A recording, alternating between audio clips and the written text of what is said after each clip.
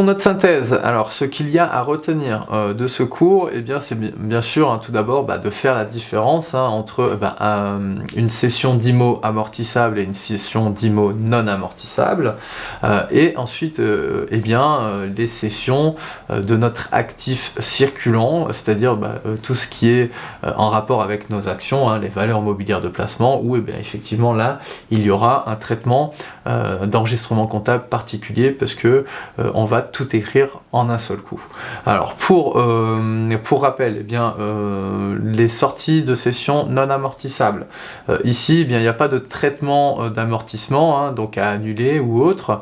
Donc là, c'est assez classique. On traite notre flux monétaire et puis ensuite, notre sortie d'IMO de notre bilan. Pour ce qui est donc les sessions d'IMO amortissables, on traite tout d'abord notre flux monétaire.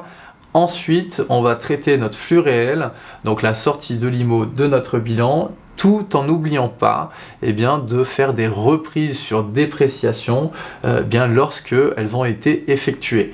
Donc celle-ci, c'est très très important, donc de ne pas les oublier. Ce qui a été déprécié, on le reprend une fois que l'IMO n'a plus lieu d'être dans notre bilan.